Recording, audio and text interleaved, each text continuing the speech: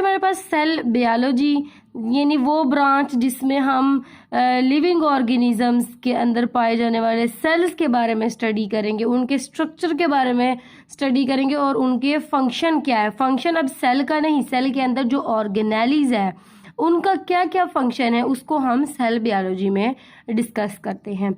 Next आ जाता है embryology, development of an embryo to a new individual. जब कोई इंडिविजुअल अभी फर्टाइल्ड फॉर्म में नहीं होता। नेक्स्ट आ जाता है एम्ब्रियोलॉजी।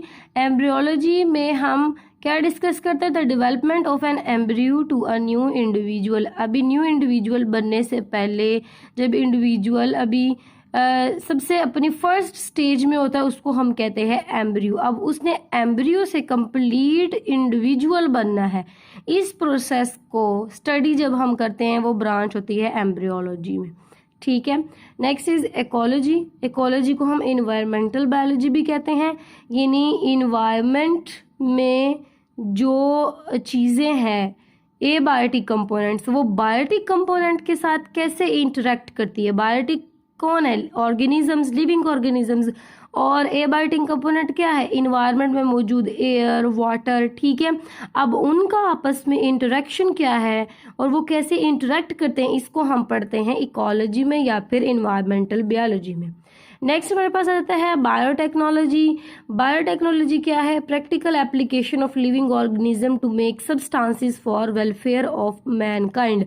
अब आपने इसमें एक चीज़ गौर करनी है, बायोटेक्नोलॉजी यानी हमने किसी लिविंग ऑर्गेनिज्म को यूज़ करते हुए ऐसी चीज़ें बनानी है, ऐसी एप्लीकेशन बनानी है, ऐसे सब्सटेंसेस बनानी है जिनका फ़ायदा किसको हो, मैनकाइंड को, यानी लिविंग ऑर्गेनिज्म को यूज़ करना है टेक्नोलॉजी में। फॉर एग्जांपल हम नेक्स्ट पढ़ेंगे कि कैसे जो आटा है वो खमीरा हो जाता है। ठीक है, उसको खमीर लग जाती है, कैसे दूध जो है वो दही बन जाता है। These are the short examples of biotechnology. ठीक है। नेक्स्ट हमारे पास आ जाता है टैक्सोनॉमी। अब देखिए ऑर्गेनिजम्स इतने सारे मौजूद हैं, एनिमल्स भी, प्लांट्स भी, कि उनको हम सबको पहचान नहीं सकते।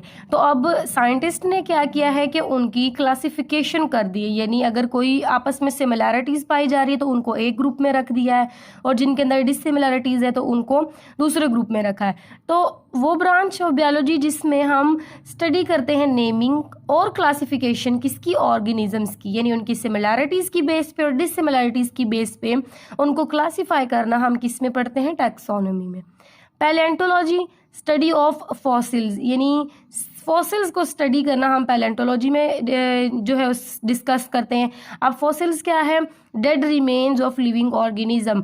काफ़ी ज़्यादा ऑर्गेनिजम्स, चाहे वो प्लांट्स हो चाहे वो एनिमल्स हो, जो कई सालों तक नीचे ऑक्सीजन की कमी की वजह से जब दबे रहते हैं तो उनको वो क्या बन जाते हैं, वो फॉसिल्स बन जाते हैं। फॉसिल्स लाइक गैस बन जाता है, पेट्रोल बन जाता है, डीजल बन जाता है, तो इसको हम क्या कहते हैं, फॉसिल्स। और स्टडी ऑफ फॉसिल्स क्या कहलाता है, पैलेंटोलॉजी। एंटोमोलॉजी, इंसेक्ट्स की स्टडी को हम कहते हैं एंटोमोलॉजी। अब हम पढ़ेंगे नेक्स्ट फार्माकोलॉजी। फार्माकोलॉजी में हम ड्रग्स को स्टडी करते हैं, उनकी एप्लीकेशन को स्टडी करते हैं और उनका इफेक्ट क्या है ह्यूमन बॉडी पे, उसको हम किस में स्टडी करते हैं, फार्माकोलॉजी में। यानी ड्रग्स जो है वो ह्यूमन यूज़ करते हैं, आइदर उनका इफेक्ट जो है वो पॉजिटिव आ रहा है, नेगेटिव आ रहा है, इसको हमने स्टडी करना है फार्माकोलॉजी में। इम्यूनोलॉजी, इम्यूनोलॉजी बच्चों ये होता है study of immune system of living organism. Allah Taala ने इंसानों के अंदर इम्यून सिस्टम पैदा किया है, यानी मुदाफ़ियाती निज़ाम जो है वो पैदा किया है कि वो किस तरह किस चीज़ को रिस्पॉन्स करते हैं। जब उस स्टडी को हम पढ़ेंगे तो उसको हम कहेंगे इम्यूनोलॉजी। तो ये हमारी सारी ब्रांचेस कंप्लीट हो गई है। अगर किसी को कोई भी कन्फ्यूजन हो तो वो मुझसे कमेंट बॉक्स में पूछ सकते हैं। Stay tuned and subscribe my channel.